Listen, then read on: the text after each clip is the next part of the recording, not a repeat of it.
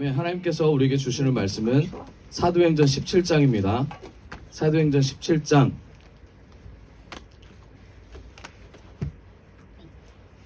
1절부터 9절까지인데, 네, 우리 한 목소리, 우리 교독하도록 하겠습니다. 1절부터 9절까지 제가 먼저 읽도록 하겠습니다. 바울 일행은 암비볼리와 아볼로니아를 거쳐서 데살로니가에 이르렀다. 거기에는 유대 사람의 회당이 있었다. 바울은 자기 군락에 회당 주민들이 찾아가서 새 안식일에 불러 성경을 가지고 그들과 토론하였다. 그는 그리스도께서 반드시 고난을 당하시고 죽은 사람들 가운데서 살아나셔야 한다는 것을 해석하고 증명하면서 내가 여러분에게 전하고 있는 예수가 바로 그 그리스도이십니다 하고 말하였다. 그들 가운데 여러 사람이 송복하여 바울과 샬라를 따르고 또 많은 경건한 그리스 사람들과 존재하는 유대인들이 그렇게 하였다. 그러나 유대 사람들은 시기하여 거리에 불량배들을 끌어 모아다가 패거리를 지어서 시내에 소요를 일으키고 야손의 집을 습격하였다. 그리고 바울 일행을 끌어다가 군중 앞에 세우려고 찾았다.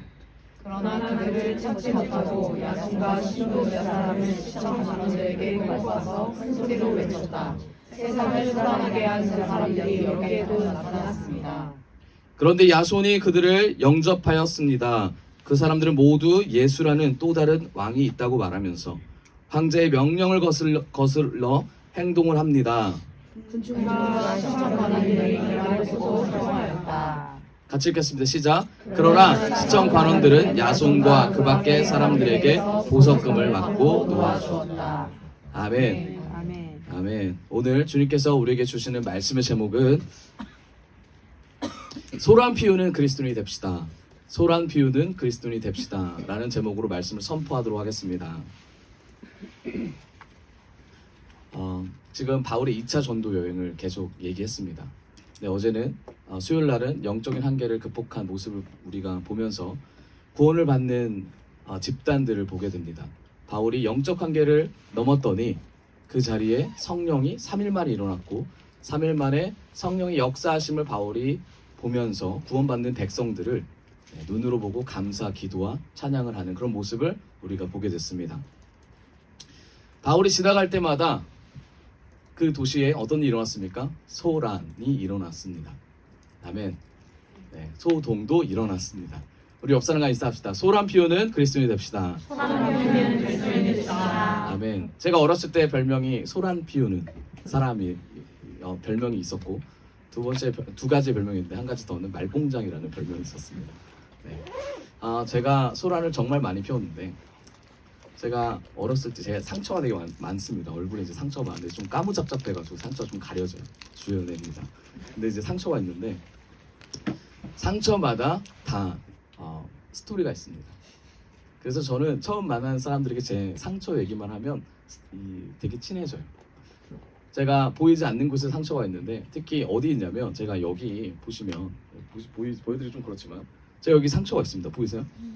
네, 지금 처음 보셨죠? 네, 처음 보신 분 많아요. 조금 방송 나가니까.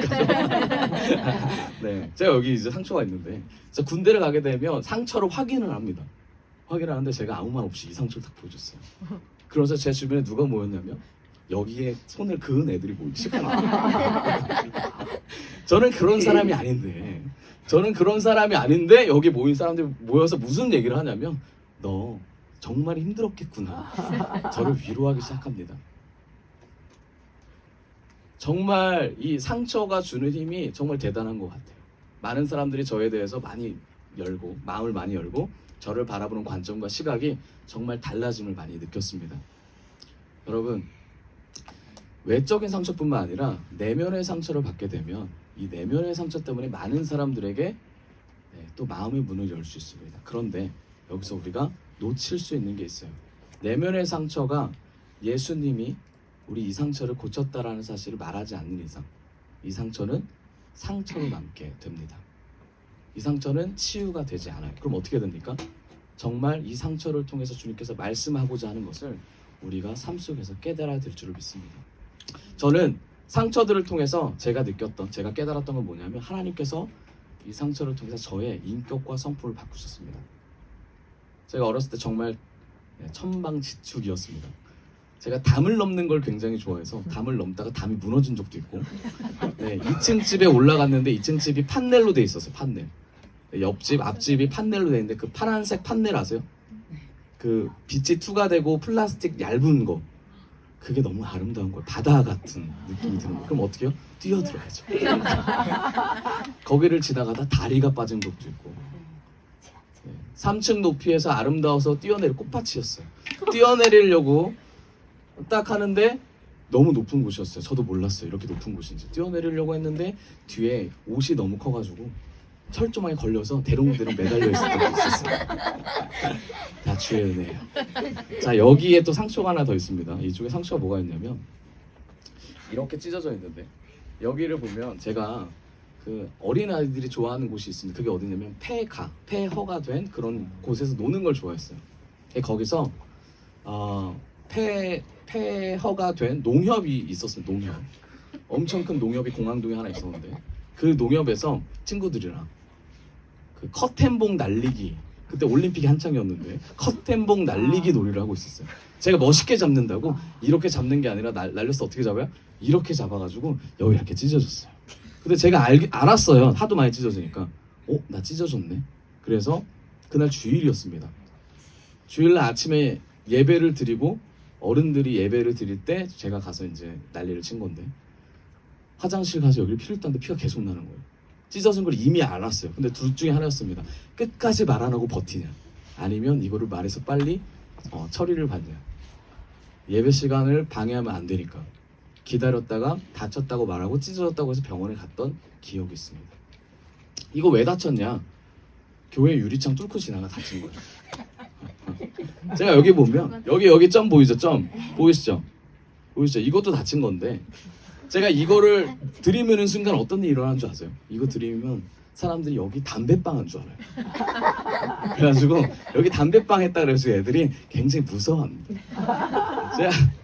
제가 이런 이 외적인 상처로 인해서 사람들이 마음을 많이 여는 귀한 시간을 이제 거치게 됐어요.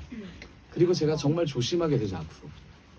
여러분, 제가 이 말씀을 왜 드리냐면, 바울이 정말 많이 맞았습니다. 많이 고통도 당했어요. 그런데 사람들이 바울의 설교를 듣고 은혜를 받았을까? 물론 은혜를 받았죠. 하지만 가장 은혜를 받았던 포인트가 여기입니다. 바울의 매 맞은 것 때문에 은혜를 받았어요. 바울이 지나가면서 소돔과 소란을 일으키는 모습을 누가 봐요? 그 다음 도시에서 알게 되는 거예요. 바울이 온다, 바울이 머물렀다, 그리고 그 모습을 알게 되는 순간 사람들이 어떤 마음이 들어요? 저 사람 우리랑 같은 그리스도인이구나. 저 사람 우리랑 같은 마음을 갖고 있구나. 저 사람이 저렇게 하는 이유가 뭐지? 저 사람이 저렇게 매맞으려고 노력하는 이유가 뭐지? 저 사람이 말하는 그리스도가 누구일까? 라는 질문을 깔고 갑니다. 여러분, 우리가 만약에 상처를 가지고 있다면 이 상처를 통해서 예수님이 전파되기를 바랍니다. 이 상처를 통해서 예수 그리스도를 믿는 자들로 더욱더 전파하며 그런 가정 세우기를 바랍니다. 아멘. 우리 옆 사람과 인사합시다. 예수님을 전파합시다. 예수님을 전파합시다. 아멘. 우리가 저번 수요일날 빌립보를 우리가 봤습니다. 그렇죠? 자, 오늘은 말씀의 배경이 되는 도시가 바로 데살로니가입니다. 데살로니가. 다 들어보셨죠? 데살로니 전후서도 있고 데살로니가라는 거죠. 데살로니가를 보려면 우리가 이 도시가 어떤 도시인지를 알아야 됩니다. 데살로니가가 어디 있는 도시죠? 지금 어디 있습니까? 데살로니가가? 한국에 있습니까? 북한에 있습니까? 어디 있어요? 로마.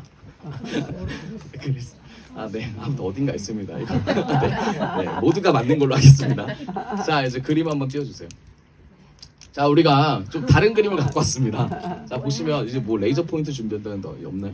네, 아무튼 자, 보시면 우리가 지금 저 안디옥에서 시작해가지고 바울이 지금 전도행을 떠나는 내용입니다. 보시면 아시아에서 저번에 왔던 것처럼 아시아 보시죠, 아시아. 저기서 왔다 갔다 하다가 바울이 어디로 가려고 그랬어요?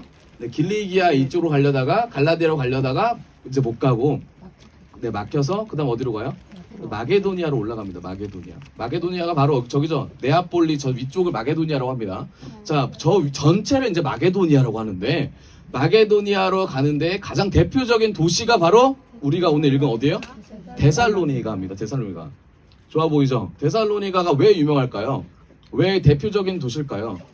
그 이유가 이제 나옵니다. 왜 그럴까요? 네, 저기 보면 뭐가 있을 것 같아요? 네, 항구가 있을 것 같죠? 네, 우리 이 정도는 대충 눈치 까야 돼요. 그죠? 말이 그런 눈치를 채야 됩니다. 자, 데살로니가라는 곳이 항구 도시입니다. 그럼 뭐가 좋을까요? 사람들의 생활 수준이 높고 사람들이 왔다 갔다 할 거며 그러면 잘 산다. 그쵸? 교통수단 너무 좋죠. 당시에 다니던 게 뭐예요? 배 이런 걸로 가겠죠. 너무 좋아요. 그럼 데살로니가 잘 사는 도시였다? 안 잘 사는 도시였다? 잘 사는 도시였다라는 거죠. 너무 잘 살았어요. 그런데 여기뿐만 아니라 이 도시가 특혜받은 도시였습니다. 왜 그러냐면 여기가 이제 굉장한 요충지예요. 여러분 군사적으로 봤을 때도 여기서 출동하면은 되게 빨리 갈 것 같잖아요. 그렇죠? 반도로 돼 있으니까 빨리 갈 것 같잖아요. 그래서 여기가 군사적 요충지였습니다. 그러면 당시에 이제 그리스에 있었던 사람들이 여기를 군사적 요충지로 하면 누구를 보낼까요? 로마 시대 때 가장 높은 군인들을 보내겠죠. 가장 높고 가장 영향 있고 부자고 등등등 여러 가지 걸 다 갖춘 사람을 여기다 보내겠죠. 가장 중요한 곳이니까. 그렇죠? 마게도니아라고 하면 가장 유명한 도시가 어디다? 데살로니가. 한국이라면 어딥니까? 서울이죠. 근데 부산이라고 하시는 분도 있더라고요. 서울입니다. 마찬가지로 우리가 데살로니가 하면 어디다? 마게도니아라는 도시다. 그럼 현재는 어떨까요?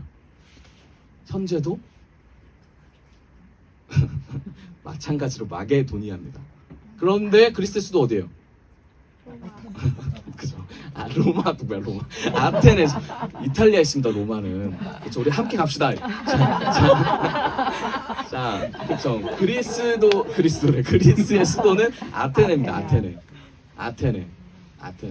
역사적인 도시라고 많이 하지만 경제, 정치, 사회, 문화의 중심 도시는 데살로니가입니다. 데살로니가를 빼놓고 마게도니아를 얘기할 수 없을 정도로 가장 중요한 도시였습니다. 그러면 바울이 여기를 가기 전부터 알았을까요? 몰랐을까요? 알았겠죠? 그럼 마음가짐은 어땠을까요? 엄청 가서 뒤지게 두드려 맞겠구나 생각했겠죠? 그쵸? 그럼 마음이 어때요? 진짜 힘들죠. 그래서 그 마음을 가지고 여기를 가게 됩니다. 그런데 왜 갈까요? 이게 중요해요. 왜 가냐면 3일 만에 우리가 봤던 빌립보 3일 동안 어떤 일이 있었어요? 감옥에서 열려가지고 성령이 막 임재하고 갔더니 기대하는 마음이 막 생겼다는 말이에요. 마음이 부족하지만 여길 가면 어떤 마음이 더 있어요? 기대하는 마음이라고. 누구를? 성령님을. 그 마음을 가지고 이곳에 가게 됐습니다. 그런데 이곳이 조금 더 설명하면 어떤 곳이냐면 자, 그리스에는 유명한 4명의 장수가 있었습니다. 4명의 장수. 4명의 장수가 있었는데 로마 시대죠. 로마 시대 4명의 장수. 누구예요? 알렉산더를 비롯한 그 4명의 장수가 있었는데 그 4명의 장수 중에 한 명이 여기를 맡았어요. 여기를 맡았는데 데살로니가라는 이름이 그 장수의 와이프의 이름입니다. 그럼 이 도시가 얼마나 되게 이렇게 아기자기하고 잘 꾸며진 도시인지 알겠죠? 그럼 이 장군이 여기를 맡으면 어떤 마음이 들어요? 내가 알렉산더 또는 그 잘하는 사람한테 잘 보이겠다라는 마음이 있죠. 그렇죠? 그래서 군사적 요충지로 차근차근 세워진 도시가 바로 이곳이에요. 그럼 사람들의 수준도 엄청 높겠죠. 엄청 높고 엄청 잘 따르겠죠.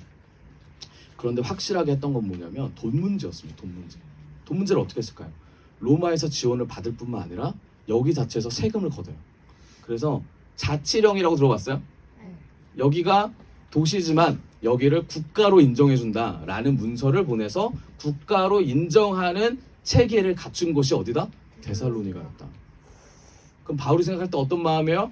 가면 진짜 맞는 것으로 안 되겠다. 어떻게 된다? 죽겠구나 생각하면서 이제 가게 됩니다. 그런 곳이에요. 급속도로 모든 것이 발전했던 이 도시가 바로 데살로니가였습니다. 우리 사진 한번 보여주세요. 조금 더 이해가 쉽도록 이런 곳이에요. 멋있죠? 생각한 것처럼 좀 다르죠? 바다를 끼고 있고 얼마나 멋있어요. 네, 그렇죠. 자, 넘겨주세요. 다음. 이렇게 생겼어요. 와, 그쵸. 숨을 곳이 없죠. 네.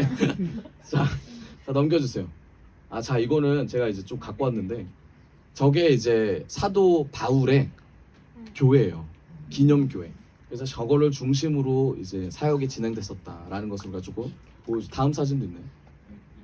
이게 다요. 네, 꺼주세요. 네, 이게 데살로니가였다입니다. 자, 그러면 바울이 그러면은 이런 마음을 가지고 들어갔습니다. 그럼 어떻게 들어갔을까? 어디로 들어갔을까? 이게 중요하죠. 자, 켜주세요. 말씀 같이 읽어봅시다. 사도행전 17장 1절에서 2절입니다. 같이 읽어보도록 할까요? 네, 시작. 바울 일행은 암비볼리와 아볼리아를 거쳐서 데살로니가에 이르렀다. 거기에는 유대 사람의 회당이 있었다. 네, 여기까지. 자, 가자마자 뭐가 있었어요? 회당이 있었어요. 회당. 자, 유대인들의 회당이라고 하면 교회입니다. 교회. 지금 말하면 교회인데, 이 교회는 몇 명 이상이 되어야지만 설립될 수가 있어요. 그게 뭐냐면 몇 명이냐면 10명입니다. 그러니까 무조건 10명이 모였다는 거예요. 적어도 10명. 10명이 모였는데 여기 있는 사람들이 누구냐면 데살로니가에 살고 있었던 유대인들, 디아스포라를 얘기합니다. 그 유대인들이 다시 나라를 되찾을 거라는 마음을 가지고 주 앞에 엎드리며 나아가는 자들이 바로 이 회당에서 예배를 보고 있었어요. 그곳에 바울이 들어갑니다. 바울이 들어가요. 자, 그리고 2절 보겠습니다. 자, 읽겠습니다. 시작. 바울은 자기 관례대로 회당으로 그들을 찾아가서 새 안식일에 걸쳐 성경을 가지고 그들과 토론하였다. 아멘. 새 안식일. 자, 며칠입니까? 몇 주예요? 네, 3주입니다. 3주. 그럼 몇 주 있었어요, 여기? 네, 21일 있었죠. 3주 동안 여기서 바울이 뭐 했다? 네, 토론도 하고 네, 밥도 먹고 네, 그랬다. 3주 동안 계속 뭐 했습니까? 전도했다라는 것을 알 수 있습니다. 네, 3일 만에 쫓겨났지만 다시 돌아갔지만 지금 며칠 있었다? 네, 3주 동안 하나님의 말씀을 전했던 이 바울의 모습을 우리가 볼 수 있습니다. 예수님을 전파하기 시작합니다. 여기서 예수님을 전파하기 시작해요. 예수님을 전파하는데 사람들이 전도를 받기 시작해요. 예수님에 대해서. 근데 중요한 게 있습니다. 뭐라고 전파하냐면 뭐라고 전파할 거예요? 여러분 예수님 전해보셨잖아요. 뭐라고 전하실 거예요? 바울이 그럼 뭐라고 전했을까? 우리 좀 궁금해하셔야 되거든요. 자, 우리 다음 절 읽어봅시다. 3절 시작. 그는 그리스도께서 반드시 고난을 당하시고 죽은 사람들 가운데서 살아나셔야 한다는 것을 해석하고 증명하면서 내가 여러분에게 전하고 있는 예수가 바로 그 그리스도이십니다 하고 말하였다. 네, 바울이 어떤 얘기했냐면 그리스도라는 게 있다. 사람들 처음 들어봤습니다. 자, 매맞을 준비. 그리스도가 있다 얘기하자마자 사람들이 들어요. 신기하니까 듣습니다. 그리고 나서 그리스도가 누군지를 설명하기 시작합니다. 우리가 방금 읽은 것처럼 반드시 뭘 당해요? 고난을 당하시고 죽은 사람들 가운데서 살아나셔야 한다는 것을 뭐 했다? 해석하고 증명했다라는 거예요. 그리고 그 그리스도가 누구냐라는 사람들의 질문에 뭐라 그래요? 그분이 바로 예수다라고 합니다. 예수님 누구예요? 이들한테? 아니죠. 그리스도지만 이 유대인들한테 예수님 누굽니까? 우리 조상들이 우리의 앞세대들이 뭐야? 죽였던 그 예수를 얘기하는 겁니까?가 되는 거예요. 자, 회당에서 그리스도? 좋아. 그리스도 있지. 근데 그 메시아가 있단 말이야. 그래, 알아. 우리도 그 메시아를 기다려. 그래, 너 한번 말해봐. 했는데 그 메시아가 누구다? 예수님. 그 예수? 이렇게 된 거예요. 그럼 바울이 어떻게 돼요? 도망가야 됩니까? 바로 엉덩이를 이제 네. 그래야 되는 이런 상황입니다. 이런 상황에서 이걸 3주 동안 진행을 하기 시작합니다. 자, 놀랍죠? 3주 동안 이 마음을 가지고 유대인들이 듣기 시작합니다. 3주 동안 이 마음을 들어요. 예수? 예수? 그때 그 왕이라고 자칭 왕이라고 했던 그 예수? 3일 만에 부활한다고 했지만 못 부활했다는 그 예수? 자기들은 부활했다고 생각 안 하니까. 죽였다는 그 예수? 라고 계속 반문을 하기 시작합니다. 그런데 바울이 이들을 위해서 무슨 얘기를 하냐면 그때 당시에 신약이라는 게 없었습니다. 구약이에요. 구약을 가지고 계속 설교를 하기 시작합니다. 왜 예수가 그리스도이시냐면 가지고 얘기를 합니다. 일일이 찾아서 성경 말씀을 일일이 찾아서 증거하기 시작해요. 고난받는 메시아를 설교로 설명합니다. 여러분, 바울이 왜 그랬을까요? 왜 예수님이 이렇게 설명했을까? 그냥 예수다라고 말하면 되잖아요. 그 메시아가 예수님이다, 우리 믿읍시다 하면 되잖아요. 그런데 왜 일일이 다 설명하면서 이 사람들한테 이해를 시키려고 했을까요? 왜 그랬을까요? 또 매맞으려고 그랬을까요? 아니죠. 가장 크게 봤을 때는 성령이 시켰기 때문에 그 일을 한 겁니다. 그렇지만 바울에게도 성령이 왜 시키냐에 대한 질문이 있었을 거 아니에요. 그 질문은 바울이 가진 달란트 있었어요. 바울은 더럽게도 못 가르쳤던 사람입니다. 설교를 정말 못했어요. 정말 못했어요. 그래서 누가 떨어져 죽었죠? 두기고가 바울의 설교 듣다가 2층에서 떨어져 죽었습니다. 정말 재미없게 가르쳐가지고 졸았어요. 떨어져 죽었어요. 그래가지고 사람들이 막 웅성웅성하죠. 정말 설교 재미없나 보다. 사람이 죽을 정도로 그러니까. 근데 바울이 어떻게 합니까? 가가지고 기도로 살리죠. 살려요. 이게 더 놀라운 거죠. 설교하지 말고 그냥 기도로 성령의 일하심만 보여주면 사실 믿을 텐데. 근데 바울은 설교를 하는데 예수 그리스도를 무조건 전해야 된다고 생각했어요. 어떤 예수를 전해야 된다고 생각했냐면 그들이 생각하는 예수가 아닌 정말 말씀에 기초한 예수를 전해야 된다고 생각했습니다. 자, 뭐가 다르냐면, 자, 예수님이 이러니까 너네가 믿는 예수님이 메시아가 이거야라가 아니라 정말 메시아에 대한 기준이 너네가 잘못됐으니 다시 알려줄게 라고 하면서 일일이 천천히 하나 둘씩 검증해 가면서 증명해냈다는 거예요. 여러분, 신앙이란 이런 거예요. 우리가 하나님 앞에 응답을 받았어요. 그럼 응답이 나의 응답이잖아요. 근데 그 응답을 다른 사람에게 내가 응답받았으니 너 이렇게 해 라고 하는 것은 성경과 맞지 않습니다. 성경의 흐름과 맞지 않아요. 그럼 어떻게 되냐면 이걸 놓고 우리 같이 기도해보고 우리 같이 말씀 안에서 해답을 찾아봅시다. 저는 이게 성경적이라고 생각해요. 바울이 이 모습을 보여줬습니다. 예수님이 누구냐? 우리가 다 믿는 예수님이 한 분이라고 말하지만 말할 때마다 예수님을 복음으로 한번 전해보세요 라고 말하잖아요. 다 다릅니다. 왜요? 다 자신의 경험에 의존해서 예수님을 전하기 때문에. 여러분, 제가 3층에서 뛰어내렸다가 살아났어요. 예를 들어서. 그렇다고 해서 여러분 예수 믿을 거예요? 아니죠. 제가 밤마다 날아다녀요. 몰랐죠? 제가 밤마다 제가 2층에서 점프하면 3층으로 가요. 모르셨죠? 제 친구가 슈퍼맨이고요. 저 부르면 배트맨처럼 나가야 돼요. 이렇게 말씀을 드린다고 해봐요. 제 안에 성령님이 그렇게 춤추게 하세요. 제가 춤 한번 추고 방검을 끼면 날아가요. 이렇게 말씀드리면 여러분 믿으시겠어요? 근데 믿는 사람들이 있어요. 제가 시은이가 조금 크면 제가 이 얘기하면 시은이 믿어요. 믿는다니까요. 믿어요. 네, 믿어요. 이게 뭐예요? 개인적인 은혜를 받고 개인적인 예수님을 만난 자들에게 제한되는 안타까운 현실이에요. 그럼 우리가 어떻게 얘기해야 되냐? 나에게 이렇게 하나님께서 역사하셨는데 이 역사가 말씀을 봤더니 그리스도의 은혜더라. 그런데 우리가 그리스도의 은혜를 받는 게 이 역사를 위한 게 아니라 이런 능력과 하나님이 주신 성령의 이런 역사보다 더 중요한 게 있다. 그게 뭐냐면 우리를 구원하시려고 이런 역사를 보여주셨더라. 그럼 뭡니까? 복음을 전할 때 어떻게 전해야 돼요? 내가 죽었다가 살아난 걸 전해야죠. 내가 죽었다가 복음으로 살아난 거, 내 사고가 죽어있던 사고가 복음으로 살아난 이 사고를 전해야죠. 내가 옛날에 돈밖에 없었는데, 내가 예전에 우리 가족밖에 없었는데, 그런데 주님 만나와서 가족의 구원이 먼저더라.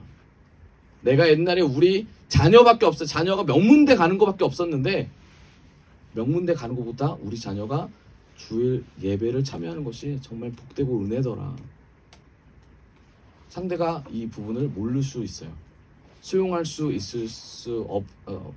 못할 수 있어요. 그런데 이게 사실입니까? 아닙니까? 이건 사실이에요. 이거는 사실입니다. 우리가 복음적인 삶을 산다고 한다면 하나님께서 우리에게 주신 정말 은혜를 그 은혜에서 끝나는 것이 아니죠. 우리 말 속에서 그리스도가 흘러나가야죠. 메시아라는 게 흘러나가죠. 그 메시아가 누굽니까? 순환당한 메시아. 그 메시아가 누구예요? 죽어서 3일 만에 부활하신 메시아. 이 얘기가 우리 마음속에 계속, 우리 말에 계속 나가야죠. 왜요? 그게 우리 안에 사실이니까. 근데 우리는 어때요? 직장에 내가 갔더니 5명 뽑는데 1명 돼가지고 그리스도의 은혜더라. 우리 어떻습니까? 100만 원 줄 줄 알았는데 갔더니 200만 원 주더라. 은혜죠. 근데 이게 제가 방국교에서 날아가는 거 뭐가 달라요? 뭐가 달라요? 이걸 바울이 얘기하는 거예요. 바울이 만약에 성령의 은혜만 얘기했다면 뭐라 그래요? 야, 내가 빌립보에서 온 거 알지? 내가 감옥 갇혔더니 알지? 지진 나서 성령 알지? 이 얘기했겠죠. 이 얘기했겠죠, 바울이. 그런데 어때요? 난 내 말 줄 준비가 됐어요. 그리스도를 전하겠습니다. 그러면서 진리를 전한 거예요. 뭐 때문에 그랬습니까? 이게 사실이니까. 이게 진짜 복음이니까. 그리고 이 복음을 전했을 때 여기 또한 변화될 거를 아니까. 성령이 흘러갈 줄을 아니까. 그리스도만 계속해서 높이는 인생을 바울이 결단했다는 겁니다. 옆 사람과 인사합시다. 그리스도만 높이십시다. 그리스도만 높이시다. 그리스도만 높입시다. 그리스도만 높이시다. 아멘. 구체적으로 얘기하죠. 그러면서 구약을 끌어옵니다. 구약에 있는 내용을 끌어와요. 창세기 3장 15절에 이런 말씀이 있어요. 대충 눈치 아시죠? 뭐라고 합니까? 여자의 후손이 뭐한다? 발꿈치를 상하게 한다라는 말을 바울이 하기 시작합니다. 다 알아요. 유대인들 다 압니다. 창세기, 출애굽기, 레위기, 민수기, 신명기를 달달 깨고 있기 때문에 다 알아요. 그런데 이들이 여자의 후손인 발꿈치를 상하게 한다라는 것을 문자적으로 해석하기 때문에 이게 메시아의 순환이라는 사실을 알지 못하는 거예요. 결국 이 말을 바울이 꺼냄과 동시에 어디까지 가냐면 예수가 누구냐? 그럼 예수가 누구지? 그 질문을 유대인들에게 계속 궁금하도록 질문을 던집니다. 여러분, 우리에게 예수님 누구예요? 우리를 위해 3일 만에 우리의 죄 때문에 죽었다가 다시 부활하신 그런 구원자 예수님이잖아요. 그렇죠? 바울이 이것을 일목요연하게 정리하기 시작해요. 어떻게 정리하냐면 레위기 1장에 보면 레위기 1장 1절부터 같이 봅시다. 여기 있죠? 말씀 보냈는데 자, 같이 읽어봅시다. 시작. 주님께서 모세를 회막으로 부르시고 그에게 말씀하셨다. 자, 2절. 이스라엘 자손에게 말하여라. 너는 그들에게 다음과 같이 일러라. 3절. 바치는 제물이 소를 번제물로 바치는 것이면 나 주가 그것을 가까이 받게 하여라. 4절. 제물을 가져온 사람은 번제물의 머리 위에 그래야만 그것을 속지 않은 제물로 받으실 것이다. 아멘. 여기서 나오는 게 뭡니까? 레위기. 다 읽어보셨죠? 네, 번제를 얘기합니다. 번제. 자, 번제가 뭐죠? 번제가 뭐냐면 하나님 앞에 우리의 죄를 뭐예요? 네, 우리의 죄를 죄인입니다 라고 하면서 하나님께 제사를 드리는 행위죠. 번제라는 게. 그러면서 우리의 죄를 누구한테 옮겨요? 네, 짐승한테 옮기는 행위입니다. 자, 바울이 레위기를 말하면서 짐승한테 옮기는 행위를 통하여 이걸 누구로 말을 합니까? 예수님이라고 말합니다. 유대인들이 깜짝 놀라는 거예요. 야, 저게 사실이야? 너 아니면 매 맞을 준비해. 이렇게 접근하기 시작합니다. 이걸 몇 주간 했어요? 3주간 하기 시작해요. 메시아가 점점 들어가기 시작합니다. 메시아의 관점이 변해요. 뭐가 바뀌어요? 그러면 사고관이 바뀌기 시작하는 거예요.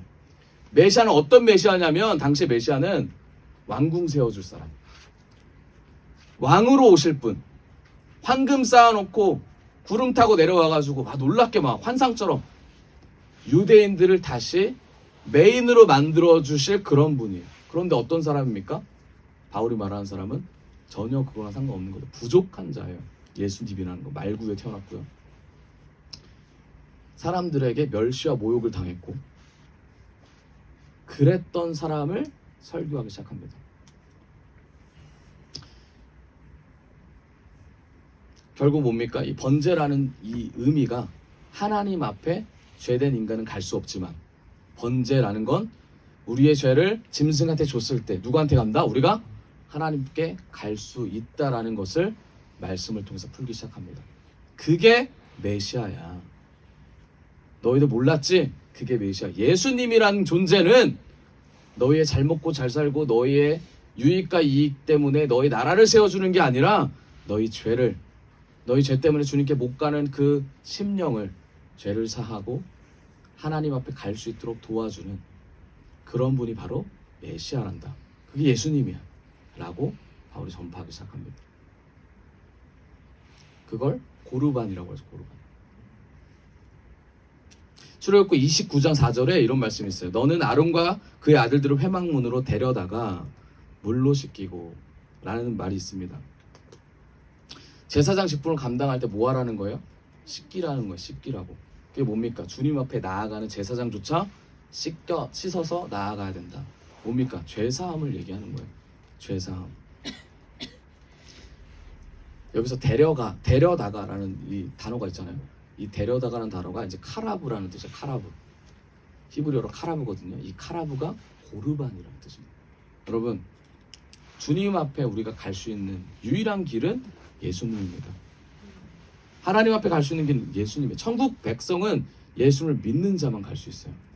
이것을 회당에서 설교하기 시작합니다. 이들의 머릿속이 하얘지기 시작합니다. 내가 생각했던 메시아랑 얘가 말하는 메시아는 다른데? 뭐야 도대체 무엇이 진리지? 막 생각하기 시작해요. 예수님이 곧 메시아다라는 것을 바울이 계속 구약을 가지고 설교하기 시작합니다. 그런데 그 다음 절 읽어봅시다. 그 다음 절 4절인가요? 네. 자, 같이 읽어볼까요? 시작. 그들 가운데 몇몇 사람이 승복하여 바알과 신라를 따르고 또 많은 경건한 그리스 사람들과 적지 않은 귀부인들이 그렇게 하였다. 아멘. 여러분, 이런 일이 일어나자마자 거기 모였었던 누구예요? 몇몇 사람이 승복합니다. 아, 정말 그런가 보다. 정말 그런가 보다. 자, 몇몇 사람이 바로 제가 말씀드렸던 유대인이 아니라 누구예요? 지금 방금? 이거를 저 밑에 보면은 또 많은 경건한 그리스 사람들 있잖아요. 그렇죠? 그리스 사람들 누구예요? 이방인들입니다. 이방인들. 경건한 그리스 사람들 이방인들이에요. 이 이방인들이 누굴까? 자, 그리스라고 생각하면은 어떤 게 유명할까요? 과목 중에서 철학이 유명합니다. 철학. 누가 있었어요? 네, 플라톤, 소크라테스, 아리스토텔레스가 꽉 잡고 있었습니다. 자, 이 그리스 철학을 배웠던 아주 높은 사람들이었어요. 에피쿠루스 학파라고 들어보셨어요? 들어볼 리가 없는데 예란이. 네. 에피쿠루스 학파라고 있었어요. 네. 다 배웠었을 텐데. 자, 에피쿠루스 학파. 자, 먹는 거 좋아하는 학파예요. 먹는 거. 이게 무슨 말이냐면 철학에 뭐가 있다? 먹을 게 있다. 먹어야 산다. 이 주장을 갖고 있었어요. 누워서 먹어요. 그리고 뱉어요. 그럼 토를 치워주는 사람 따로 있어요. 어떤 사람들? 경건한 그리스도인이 아니라 그냥 그리스인들. 그런 학파들, 철학이 다라고 주장했던 사람들에게 훈련을 받은 사람들이 여기 모여서 뭘 듣고 있었다? 예수가 누군지를 듣고 있었어요. 그럼 이들은 왜 여기 왔을까? 이게 우리의 질문이죠. 얘네들 그냥 들어온 거 아니거든요. 분명히 뭔가 궁금해서 들어온 거예요. 회당에. 그리고 개종을 했어요. 유대교로 개종을 한 사람들인데 와서 예배를 드려요. 이방인들이 예배를 드립니다. 예를 들어서 우리나라에 이슬람 사람들 있잖아요. 좀 터키 계열 그런 사람들이 히잡 같은 거 쓰고 와가지고 추석 때 와가지고 제사 드리는 거 같은 거 한복 입고 그런 느낌 아세요? 한복 입고 그런 지금 느낌이에요. 그래서 그리스도인들이 자기가 유대인 교로 전향했다고 해가지고 와서 예배를 드리는데 일반 유대인들이 봤을 때 어때요?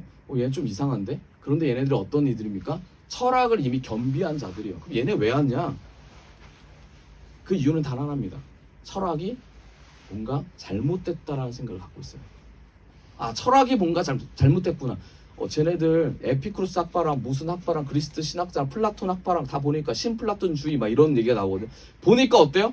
다 말도 안 되는 얘기는 하고 있구나. 쟤네들 보니까 구원과 관련 없고 쟤네들 보니까 인생을 막 사는 것 같아 라는 한계를 느낀 사람들이 신을 찾기 시작합니다. 그래서 여기 와요. 너무나 멋있는 말을 하는 거예요. 아, 하나님이 존재한다. 너무나 멋있잖아요. 그렇죠? 메시아가 온다. 그럼 나도 거기 안에 들어갈 수 있겠습니까? 이런 얘기를 하고 있는데 바울이 와서 뭐래요? 순환받는 예수를 얘기하니까 이들이 그걸 듣고 어때요? 마음이. 아, 저게 진리구나를 알게 됩니다. 여러분, 그럼 누가 진리를 받아들일 수 있어요? 한계를 느낀 사람들이 진리를 받아들일 수 있어요. 여러분, 한계를 느끼세요? 그럼 기회예요. 진리가 여러분들에게 들어올 기회입니다. 예수님이 여러분들의 인생을 붙잡을 기회입니다. 한계를 느끼십니까? 그럼 감사하세요. 한계입니다. 주님 춤추세요. 한계입니다. 왜요? 한계 때 정말 주님이 일하시거든요. 빌립보에서 바울이 한계를 느꼈을 때 어때요? 영적인 한계를 넘으니 성령이 일하심을 보잖아요. 여러분, 영적인 한계를 경험하고 그 한계를 느꼈을 때 주님이 일하시는 것을 눈으로 볼 수 있습니다. 그럼 우리가 뭘 해야 돼요? 주님, 정말 부족하지만 나를 통해서 이끄시는 구원 사역에 동참할 수 있게 해주심에 감사합니다. 감사합니다, 주님. 붙여준 모든 영혼들이 다 주님이 계획하셨군요. 주님, 저들이 나를 만나게 하심에 감사합니다. 내가 잘나서가 아니라 저들 또한 얼마나 핍박받고 힘들겠습니까? 변하지 않는 나 때문에 저들의 인생도 힘든 거 압니다. 하나님의 관점으로 우리가 돌아봤으면 좋겠어요. 계속 하나님의 관점으로 볼 때 주님이 우리에게 말하고자 하는 것을 볼 수 있는 눈이 열릴 줄 믿습니다. 경건한 그리스도인들이, 그리스도 사람들이 예수를 받아들이기 시작합니다. 너무 놀랍지 않아요? 예수를 받아들이기 시작해요. 그런데 그 옆에 또 누가 있습니까? 말씀 한번 보여주세요. 4절. 귀부인이 있었죠. 여기 생뚱맞죠? 귀부인. 너무 생뚱맞잖아요. 그렇죠? 이들은 왜 왔을까? 이들은 왜 왔을까? 이겁니다. 이들은 왜 왔을까? 아, 너무 명확해. 남편에게 한계를 느낀 자들. 어디로 옵니까? 교회로 온다. 네, 남편에게 한계를 느낀 자들이 교회로 온다. 아, 이거 너무 그쵸? 네, 그러니까 우리 앞으로 남편 되실 분들 잘해야 됩니다. 네. 자, 그래서 온 거예요. 당시에 어떤 일이 있으면 너무나 음란하고 너무나 문란했습니다. 너무나 세상이 너무 막 나갔어요. 자, 이 귀부인들이 마음속에 있었던 마음이 뭡니까? 내 남편이 돌아오게 해달라고. 그것보다 더 중요한 게 있었어요. 율법주의를 강조했어요. 율법주의. 아, 이 사람들이 이럽니다. 내가 봤을 때 법이 없는 것은 문제가 있어. 왜요? 이 사람들도 배운 사람이었기 때문이죠. 문제가 있어라고 하면서 율법을 가장 잘 지키는 사람이 누구예요? 유대인이에요. 봤더니 와, 짱인데 얘네 뭔가 해내겠어. 그래서 귀부인들이 몰려들기 시작합니다. 나도 지켜봐야지. 나도 저거 하면은 뭔가 바뀌겠지. 자신의 삶을 돌아보면서 성찰하는 기회를 계속해서 갖게 돼요. 누가요? 귀부인들. 그냥 부인들 아닙니다. 귀부인들이. 우아하고 엘레강스한 이 장군들의 부인들이 가가지고 내 장군은 사성 장군이에요. 삼성 장군이에요. 10시에 귀가했답니다. 이렇게 7시에 귀가했어요. 이렇게 율법주의에 빠져서 너무나 이 율법을 강조하는 게 너무나 멋진 거예요. 그러면서 뭐라 그래요? 하나님을 섬기는 자들의 삶이 이거다 라고 강조하면서 유대인들이 다 모여가지고 제 시간에 맞춰서 예배드리고 하루에 3번, 5번, 7번 예배드리고 너무 멋있잖아요. 철학을 넘어서는 뭔가 여기 있다. 여기에 꽂히기 시작합니다. 귀부인들이 들어왔는데 때마침 누굴 만나요? 허름한 우리 바울 선생님이 아니라 바울 목사님을 만나게 된 거예요. 그런데 거기에 한계를 느끼던 이 마음, 뭐의 한계요? 율법주의 한계. 아침 일어나기 정말 힘든데 일어나야 되는 그 율법주의. 남편에게 잘 가라고 얘기해주면서 자신이 일어나야 되는 그 힘듦. 삶을 살아내야 되는 그 힘듦, 귀부인의 그 자태. 얼마나 힘들어요. 얼마나 힘듭니까? 그런 과정에서 예수에 대한 얘기를 듣게 돼요. 어땠을까요? 마음이 뻥 뚫렸겠죠. 율법을 넘어서는 다른 게 있구나. 율법을 넘어서는 뭔가가 있구나 라는 것을 듣게 됩니다. 여러분, 우리도 여기에 속합니다. 우리도 율법적으로 살아봤고 율법을 살면 어때요? 계속 정죄를 하게 되죠. 정죄도 수없이 많이 해봤습니다. 2-3 사람이 모인 자리에 정죄는 빠질 수 없습니다. 네, 두 명이 모이기 시작하면 어떤 일을 합니까? 법이 생기죠. 세 명이 모이면 어때요? 죄인이 생깁니다. 네. 네 명이 모이면 이제 감옥이라는 게 생기는데, 네, 그러면서 이제 왕따를 시키기 시작하죠. 그런 지금 상황이죠. 문제가 많았어요. 그런데 이 귀부인에게도 진리가 들어갑니다. 사고가 바뀌기 시작해요. 어떻게 됩니까? 정죄를 하던, 남편을 향해 정죄하던 시스템에서 어떻게 돼요? 아, 사랑이라는 게 이런 건가? 희생이라는 게 이런 건가? 용서라는 게 이런 건가? 예수님이 말하는 게 이런 건가? 질문을 갖기 시작합니다. 그런데 자, 여기서 이 사람들은 지금 어떻게 됐어요? 행동이 변하기 전에 뭐가 변했습니까? 사고가 변하기 시작해요. 사고.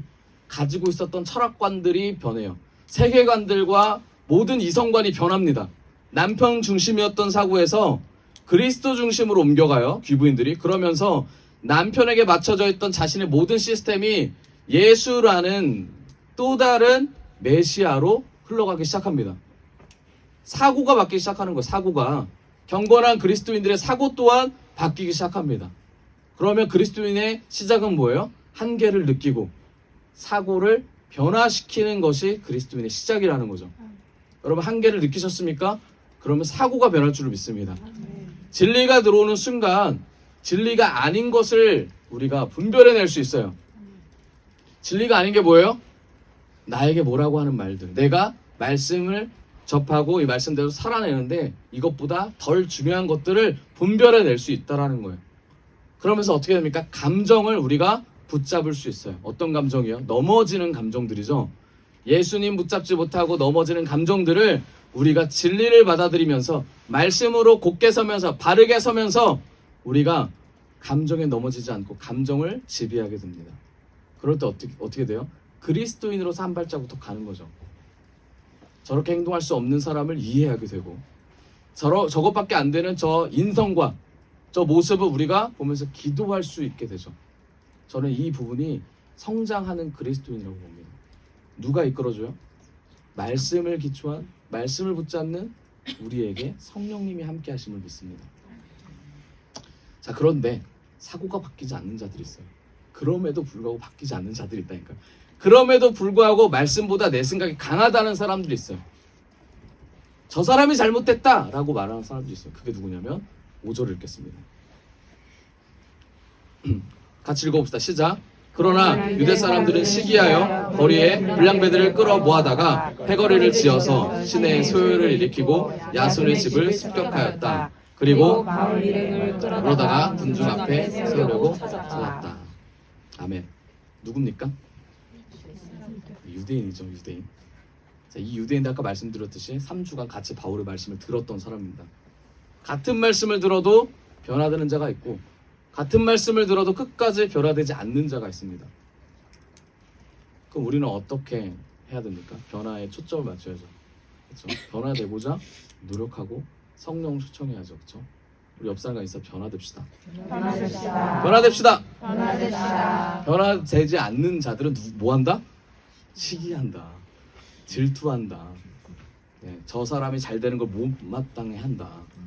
이게 시기와 질투가 가진 자들. 뭐예요? 말씀에 들어가지 않는 자들. 더 깊숙하게 말하면 그리스도를 마음에 품지 않는 자들. 사고가 변하지 않는 자들. 세상의 사고로 끝까지 살아가고자 하는 자들. 하나님보다 자기 중심인 자들이 뭐한다? 시기한다. 입니다. 이런 사람 또 혼자 움직이지 않아요. 그렇죠? 뭐합니까? 옆 사람 얘기하죠. 야, 쟤네들 잘못됐대. 내가 잘못하면 알려줄 땐 같이 가자. 그래서 이제 같이 얘기를 하죠. 두세 사람이 모여서 기도하지 않고 시기하고 질투하며 정지하고 그래서 누구한테 갑니까? 야손의 집을 습격해요. 야손이 여기서 누구냐면 회당장입니다. 회당장. 아주 높은 사람이죠. 목사님이라고 할 수 있는데 이 집을 습격해요. 누가? 성도가. 성도가 사람들 모아다가 회당장 야손이라는 집에 가서 습격합니다. 습격해서 뭐라 그래요? 바울 일행을 끌어다가 군중 앞에 세우려고 찾아요. 찾습니다. 바울이 여기 있다라는 걸 알아요. 그래서 찾아요. 근데 어떻게 됩니까? 물론 못 찾죠. 못 찾는데 여러분, 야손이 무슨 죄예요? 그렇죠? 야손 죄 있어요?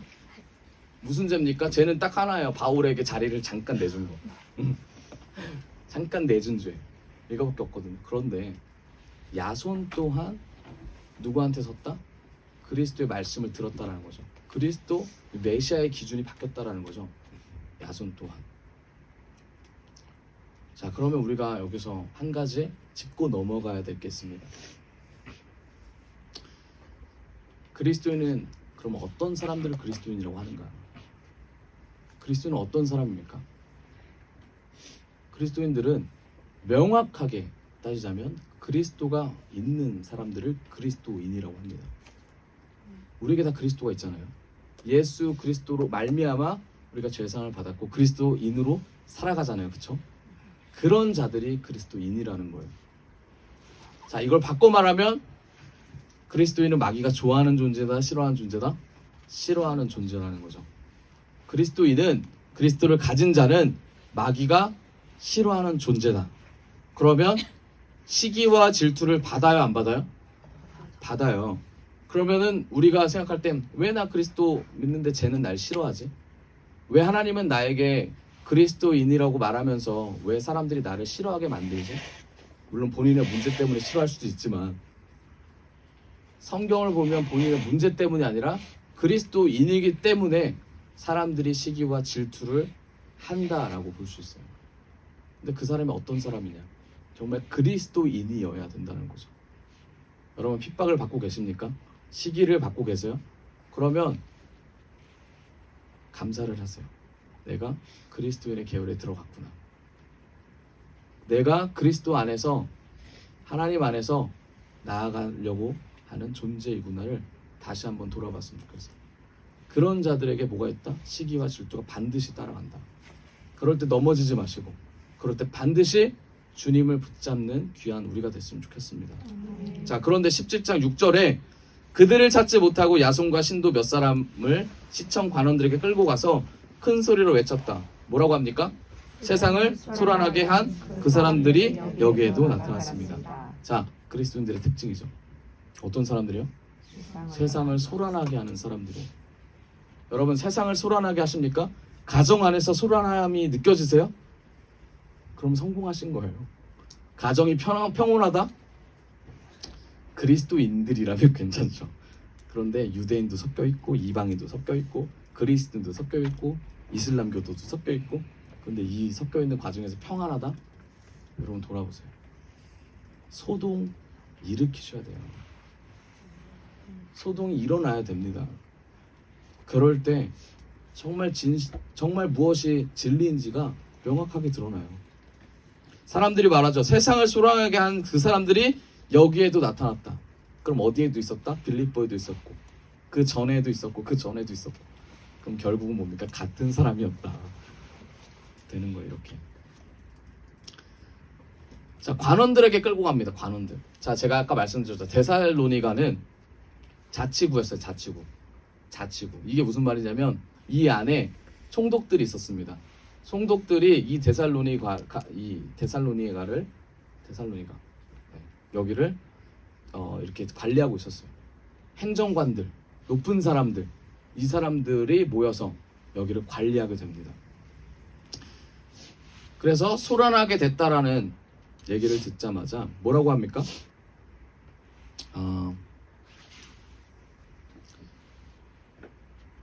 자, 17장 7절. 자, 같이 읽어봅시다. 시작. 그런데 야손이 그들을 영접하였습니다. 그 사람들은 모두 예수라는 또 다른 많이 받았으며 명령을 거슬러 행동을 합니다. 아멘. 여러분, 지금 바울이 계속해서 얘기하는 게 뭐예요? 예수님이 왕이다. 예수님이 너희가 생각하는 그 메시아가 예수다 라는 것을 강조하는데 그걸 누가 받아들였어요? 야손이라는 사람이 받아들였다고 지금 이르는 거예요. 그러면서 같은 한패다 라고 얘기를 하는 겁니다. 그런데 너무 쉽게 지나갈 수 있는 것들이잖아요. 그렇죠? 그럴 수도 있고 아닐 수도 있잖아요. 근데 왜 이렇게 열심히 할까요? 이 사람들이 유대인들, 여기는 유대교 땅도 아닌데 여기서 왜 이렇게 회당에서 이런 일이 일어났는데 이거를 관원까지 높은 사람들까지 가져가서 이 일을 왜 이렇게 진행할까요? 그렇죠? 너무 궁금해하시게 쳐다보는데 왜 이렇게 진행하냐면 당시에 문화가 있었습니다. 문화가 뭐냐면 우리가 인사할 때 어떻게 인사해요? 안녕 이렇게 인사하잖아요. 어른들한테 어떻게 하면 안녕하세요 인사하잖아요. 네, 근데 당시 인사말이 있었어요. 어떻게 인사하냐면 가이사가 주인이십니다. 가이사가 주인이십니다. 라는 인사말이 있었어요. 그러면 가이사가 주인이세요 라고 말하면 잘 지냈어요 라는 뜻이에요. 그러면은 상대방이 뭐라고 합니까? 예 그렇습니다 얘기하는 거예요. 우리는 뭐라고 합니까? 샬롬 하면 그 의미가 있잖아요. 샬롬, peace be with you, 너에게 평안이 있을지어다. 네, 샬롬이란 뜻이거든요. 샬롬, 샬롬 하면 우리 언어잖아요. 그럼 당시에는 가이사에게 뭐가 있다? 가이사가 왕이다 라는 얘기를 해요. 세계관이 어떤 세계관이에요? 가이사가 꽉 잡고 있는 세계관. 모든 신의 중심은 누구다? 가이사. 모든 신의 중심은 가이사였어요. 우리 일제시대 때도 신의 중심이 누굽니까? 천황이었어. 천황. 우리가 그 시대를 안 살아서 그렇지, 여러분 그 시대 때 예수님이 왕이다라고 하는 순간 어떻게 돼요? 네, 난리 납니다. 난리 나요. 네, 난리 나는 그런 신앙이었어. 그런 시대였어요. 그렇기 때문에 이 가이사에 대한 이 엄청 높은 지위 때문에, 그리고 그 사람이 신이었기 때문에 예수가 왕이고 예수가 신이고 예수가 메시아다라는 사상이 사람들에 들어가는 순간 엄청 큰 파장을 일으킬 걸 알았어요. 그래서 누가 이거를 가져갑니까? 유대인들이 이거를 노린 거죠. 유대인들이 노렸어요. 제가 잘못됐다라고 말을 하는 거예요. 뭐를 가지고? 정치적인 문제를 가지고 유대인들이 찾아갑니다. 이거 너무 비슷하죠. 누구랑? 예수님 때랑 너무 비슷하지 않아요? 예수님 때도 누구한테 우리 그 예수님이 고난당하셨죠? 본디오 빌라도에 의해서 고난당하셨죠. 예수님 때도 정치적인 사건이었잖아요. 그렇죠? 유대인의 왕이다라는 죄 명목으로 인하여 예수님이 어떻게 됐습니까? 돌아가셨어요. 유대인들이 다 죽이자고 말했고, 로마 총독이 오케이 했어요. 자기 자리 때문에. 여러분, 똑같은 일이 일어났습니다. 바울에게도 똑같은 죄목이, 죄명이 주어질 그런 단계에 놓였어요. 너무 단순해요. 너무 간단한 문제입니다, 사실. 근데 이들한테는 간단한 문제가 아니에요. 그만큼 예수님의 들어옴에 대한 전파력이 엄청 컸다는 거예요. 그만큼 사단이 반응했다는 얘기죠. 그만큼 사단이 방해하려고 하는 모습을 보인다는 거죠. 그런데 바울이 강한 사람입니까? 아니요. 바울은 연약한 자였어요. 매를 때리면 매를 맞아야 되는 사람이었어요. 바울 쫓아다니는 사람들도 항상 목숨을 내놓고 다니는 사람들이었어요. 근데 그렇게 목숨을 내놓고 말씀을 전할 수밖에 없었던 이유는 뭐예요? 성령의 역사를 알았기 때문입니다. 그랬던 이유가 뭐예요? 주님을 만나는 회심의 경험이 있었기 때문이에요. 그 경험을 넘어서서, 제가 수요일날 말씀 두 번째 회심이 언제요? 영적인 한계를 넘었던 회심이 있었기 때문에. 여러분, 바울의 존재는 사람들이 그렇게 중요한 게 아니었어요. 예수를 전했냐 안 전했냐가 중요했다라는 거죠. 그게 메시아냐 아니냐는 더 중요한 겁니다. 여러분, 각자가 말하는 예수님이 있어요. 그런데 각자가 말하는 예수님을 넘어서서 정말 그 메시아, 그분이 우리의 예수님입니까? 그분이 우리의 구원자세요? 우리가 다 아는, 세상 사람들이 다 아는 도덕과 철학이 난무하는 그런 시대의 예수님 말고, 예수님 최고의 선생님 말고 정말 구원자로서 예수님이 우리 안에 있냐라는 거예요. 이걸 바울이 계속 전도 여행을 하면서 전파하는 거예요. 야, 너네가 믿고 있는 예수가, 너네가 알고 있는 메시아가 예수다. 알고 있니? 그 예수가 매 맞았어. 알아? 네가 생각하는 거 다 달라. 내가 다시 알려줄게. 이게 우리 안에 있냐라는 거예요. 제 안에는 없었어요. 저는 예수님을 요술 램프라고 생각했습니다. 지니라고 생각했어요. 지니. 비비면 나오는 지니 있잖아요. 그래서 기도할 때도 그 소원 3번밖에 안 되잖아요. 신중하고 아주 깊이 있는 기도. 돈이 많아졌을 때 오는 행복감을 놓고 돈을 놓고 기도했고, 그렇죠? 인기를 많게 해주세요. 그 이유가 뭐예요? 뒤에 이제 퍼져나오고 행복감. 그래서 인기 많게 해달라고 기도했고. 근데 인기 많게는 기도 안 했어요. 키 커달라고 했지. 키가 크면 인기가 많아질 거라고 제 나름대로 계산했어요. 어렸을 때. 근데 이루어지지 않더라고요. 네. 주의 은혜입니다. 네. 이 모든 것들이 제가 그런 삶을 살았어요. 여러분, 우리가 예수님을 이렇게 바라볼 때가 있어요. 그렇죠? 우리가 무조건 그렇지 않다라고 말할 수가 없어요. 왜냐면 우리 연약하니까. 우리 연약하니까. 하지만 이 연약함을 바울처럼 인정할 때, 그럴 때 하나님이 우리의 연약함을 들어 쓰실 줄을 믿습니다. 성령의 역사가 흘러나올 줄을 믿습니다. 그리고 나서 17장 9절에 그러나 시청 관원들은 야손과 그 밖의 사람들에게 보석금을 받고 놓아줬다. 보석금을 받고 이제 풀어주는 그런 이제 상황이 일어납니다. 여러분, 당시에 이게 너무나 커지면 안 됐어요. 이 일이. 왜냐면 많은 사람들이 정말 그게 사실이야라고 입방아에 오르는 순간 어떻게 돼요? 가이사의 권위가 떨어지게 되는 거예요. 그래서 당시에 바울이 떠났습니다. 바울은 떠나고 얘네는 잡혀오고, 이 상황을 정리하기 시작해요. 야, 돈 줘. 그럼 없던 걸로 할게. 너도 좋고 나도 좋고. 그래서 데살로니가 우리가 나중에 성경을 보면, 나중에 읽어보세요. 1장에 보면, 1, 2장 보면 바울이 여기서는 어떻게 떠났어요? 급하게 떠났어요. 급하게. 전하고 잡힐 것 같으니까 이제 급하게 간 거예요. 그러면서 바울이 뭐라 그래요? 내가 사실 못한 말이 있어 라고 쓴 게 뭐예요? 네, 데살로니가 전서입니다. 내가 못한 말이 있어. 그걸 어디 썼냐? 고린도에 썼어요. 못한 말이 있어 라고 하면서 이제 예수님이 재림한다 라는 얘기를 이제 하게 되는 내용입니다. 그래서 너네 잘 살아야 돼. 이제 그 다음 내용이거든. 여러분, 되게 하나님께서 바울을 이끄신 모습을 우리가 눈으로 보게 되잖아요. 그렇죠? 우리 또한 바울의 인생처럼 지금 이끄셨어요. 우리만 모를 뿐이에요.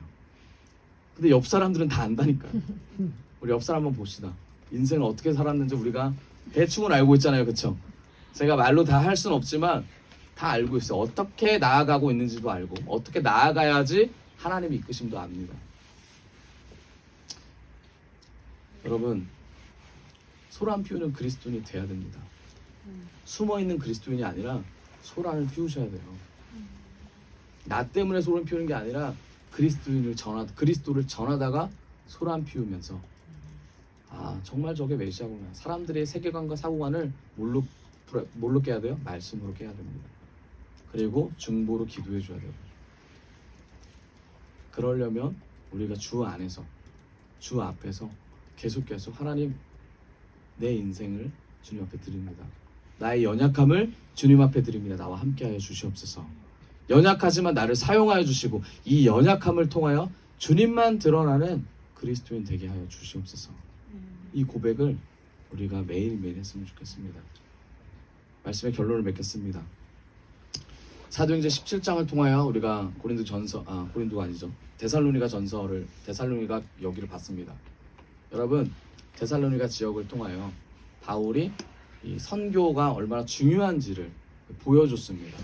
이제 우리가 9월 9일 날 또 우리가 국내 선교, 그렇죠? 지역 선교를 갈 텐데, 여러분 어떤 마음을 갖고 계십니까? 어떤 마음을 갖고 계세요? 바울은 유대인들에게 고르반을 설명했고 번제를 설명했고, 그 이유가 뭐예요? 예수님을 강조하기 위해서 설명했지만 하나님 입장에서 뭡니까? 하나님의 일이 그걸 통해 일어난다는 것을 보여주거든요. 여러분, 하나님이 일하심을 사모하는 우리가 됐으면 좋겠습니다. 바울에게 주신 그 성령의 기대, 그게 우리에게 있으면 좋겠어요. 내일 기대가 없다고요? 내일 희망이 없다고요? 걱정하지 마세요. 주님이 계시면 소망이 생깁니다.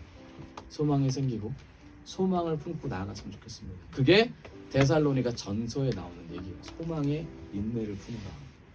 그냥 인내가 아니라 소망의 인내. 주님 재림하시고 그 재림하신 가운데 선택된 백성들이 하나님과 연합하는 그 기쁨을 누려라.